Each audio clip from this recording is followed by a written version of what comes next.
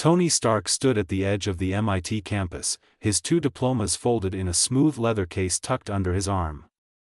The sun had begun to set, stretching long shadows across the stone paths where he had strolled many times before. At 17, he was even younger than all of his fellow students, but his achievements far surpassed theirs. He had graduated with degrees in physics and engineering, already had patents that brought him a steady income, and was recognized as both supremely intelligent and a little crazy. And then, there was the other legacy.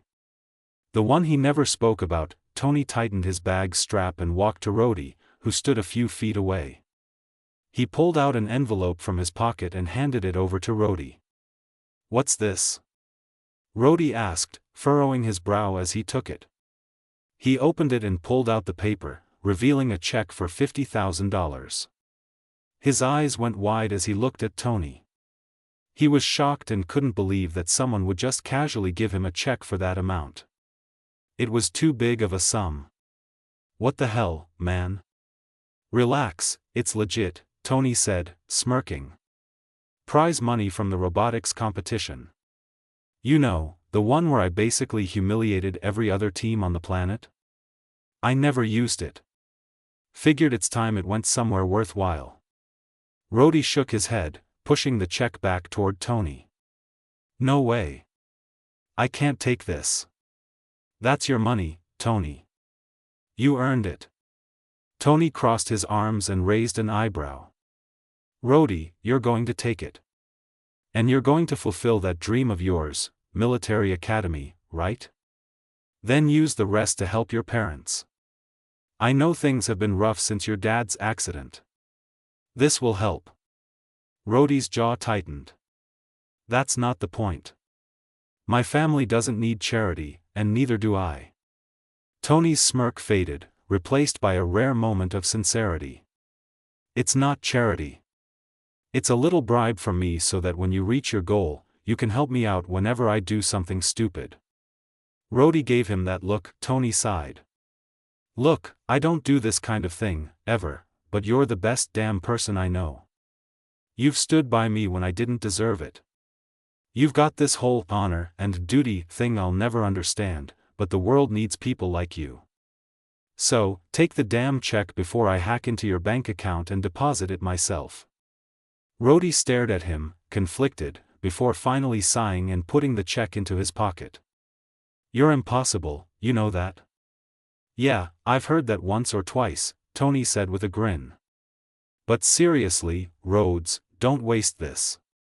Go do your thing. Be the hero everyone already knows you are." Rhodey chuckled softly, shaking his head. "All right, Tony. I'll take it. But you'd better promise me one thing." "What's that?" "Take care of yourself. And maybe, just maybe, try not to burn the world down in the process." Tony gave him a mock salute. "Scout's honor." The two friends exchanged a firm handshake that quickly turned into a bro hug. As they pulled apart, Tony felt a pang of something unfamiliar. Gratitude? Regret? He wasn't sure. But it was quickly buried under his usual bravado. "I'm heading out tonight," Tony said as checked his wristwatch. It was time to pack up all his properties from the makeshift lab of his. "The truck should already be there," Rhodey nodded, his expression serious.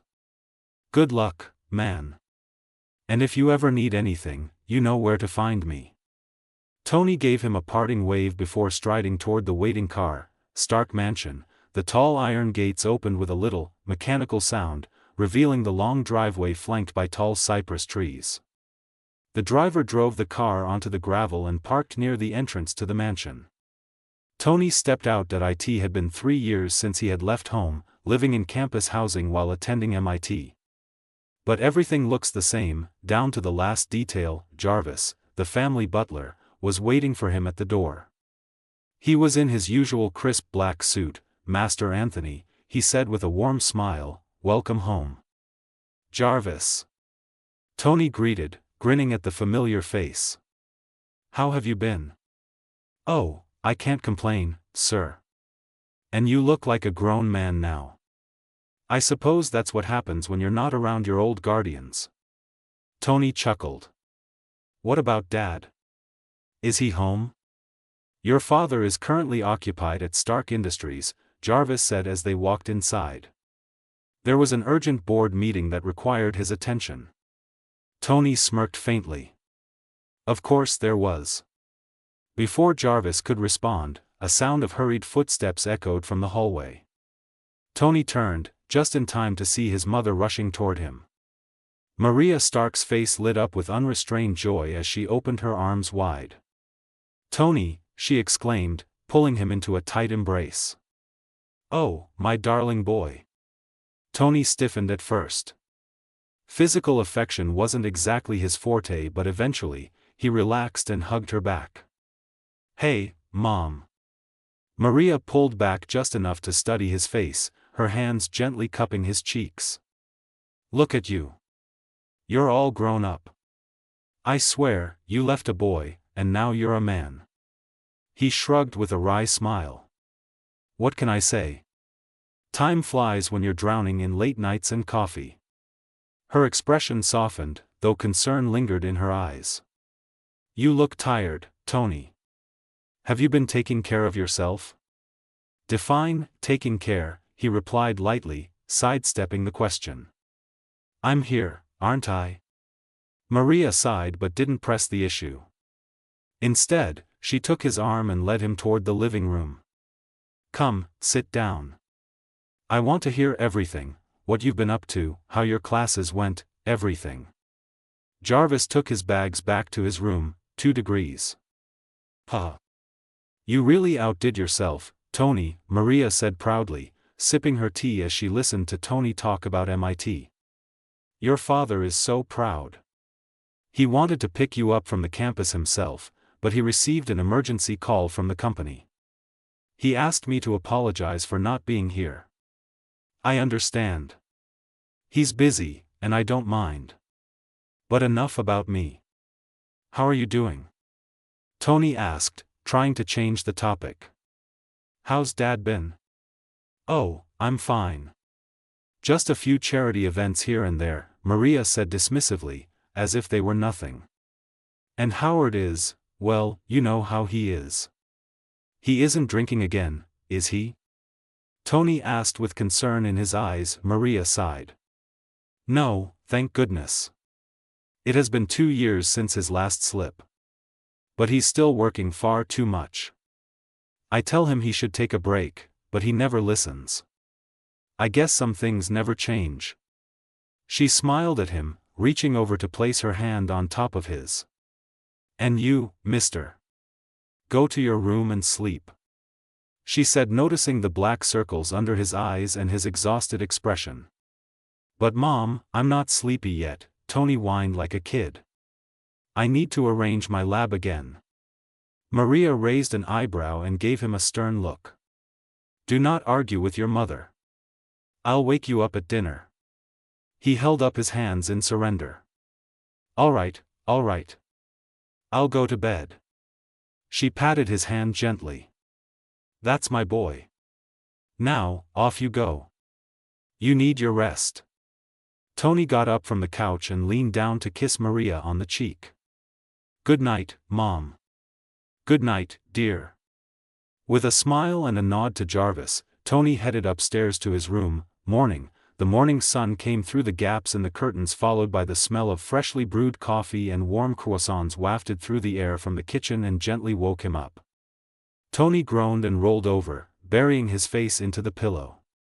He didn't have a headache today but felt too lazy to move. It had been quite long since he slept this late. He looked at the table clock, sigh.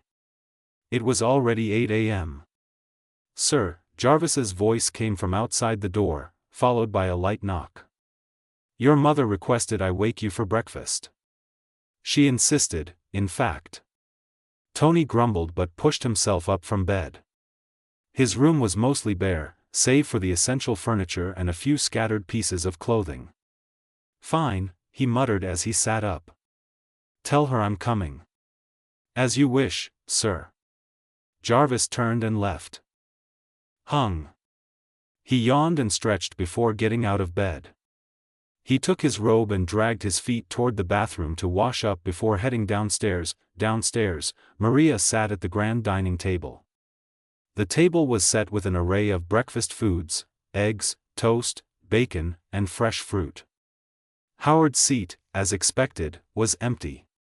And the TV was on. "Good morning, sweetheart," Maria greeted, her face lighting up as Tony shuffled into the room. "Morning, Mom," Tony mumbled, grabbing a piece of toast and flopping into a chair. "Did you sleep well?" "As well as I ever do," he replied, taking a bite. Maria gave him a concerned look but didn't push. Instead, she gestured to the television mounted on the wall. "You should watch this. It's all over the news." Tony glanced at the screen as the anchorman's voice cut through the serene breakfast atmosphere. In a shocking turn of events, the United States narrowly avoided disaster late last night. Soviet missiles, believed to be part of a Cold War escalation, were launched in the direction of major U.S. cities. However, in an unprecedented twist, the missiles' trajectories were altered mid-flight. Tony continued eating, so Hank did it. Janet should be safe. Phew. Another event altered. Now, hope it doesn't come to bite me in the ass. The screen showed a map of the missile paths.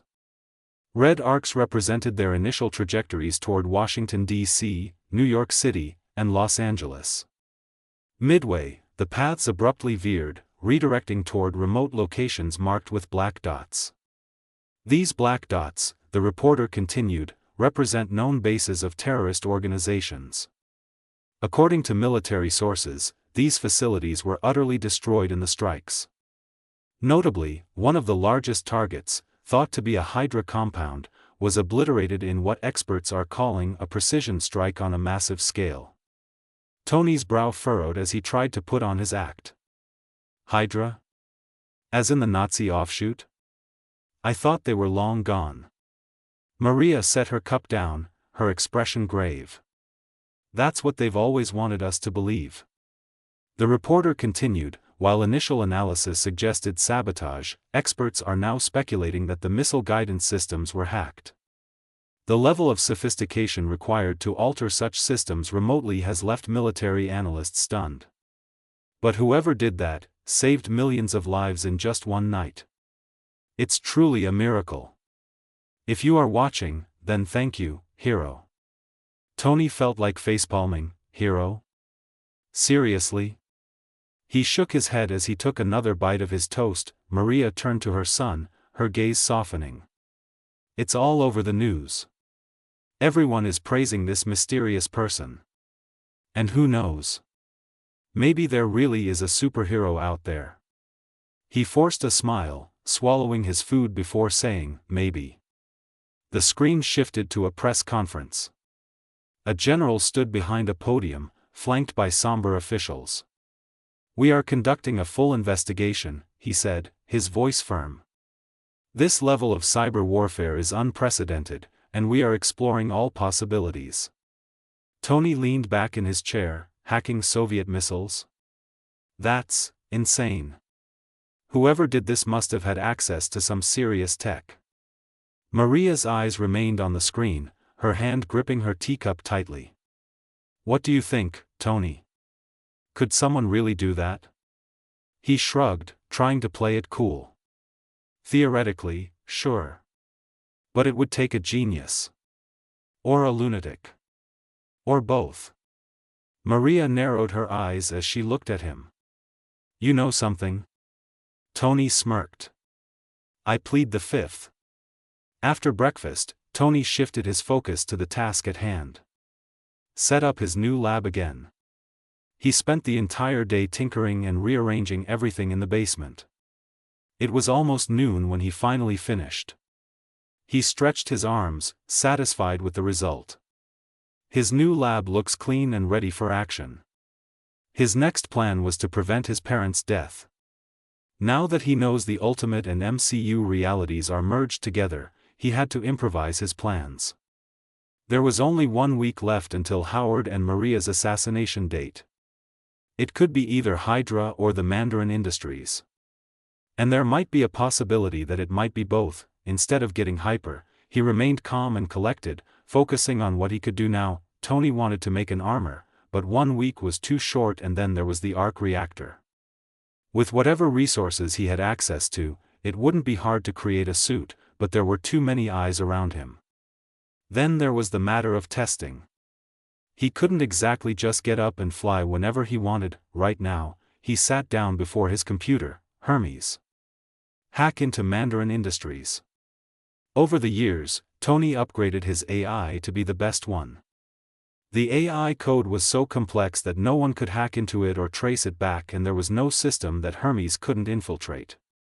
It can bypass any security system. Not to mention the backdoor access to Pentagon and SHIELD servers. Yes, sir, a holographic display of blue orb appeared, floating above the table. The AI hacked into the database of Mandarin Industries and began to gather all the data available. Tony didn't want to just interfere with their operation. He wanted to know every single thing about them without raising any red flags. "All right, Mandarin," Tony muttered. "Let's see what you're hiding." The screen was filled with Mandarin International's encrypted servers. The Ten Rings organization had grown beyond its historical roots, adapting into a shadowy corporate empire.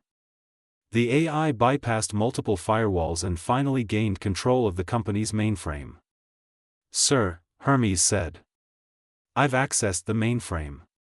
Mandarin International files, Project Iron Blade, a covert operation targeting key industrial leaders across the globe."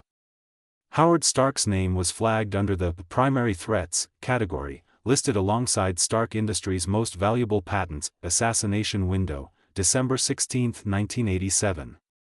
Confirmed operational, operatives assigned, classified. Tony clenched his jaw. So, they're planning to take out Dad in a week. He opened another file labeled Sleeper Hydra Assets, which revealed a disturbing overlap. Mandarin International had been collaborating with remnants of Hydra to strengthen their global operations. The partnership seemed tentative but deadly. They covers each other's asses, increasing espionage capabilities. Hydra and Mandarin, working together? That's new. Tony frowned. Guess everyone's teaming up these days. He realized that intervening would require finesse.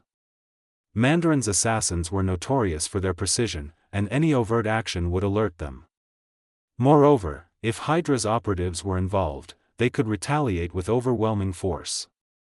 Although his intervention before has weakened Hydra's power, they still have a large network. That he leaned back, running a hand through his hair. He had 1 week to outmaneuver 2 of the deadliest organizations in the world. His parents' lives and perhaps the future of Stark Industries depended on it. Arg!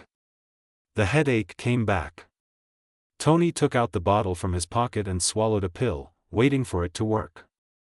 After a few minutes, he sighed in relief as his headache slowly faded away. That he rubbed his forehead. "Well, I guess I'll go all out."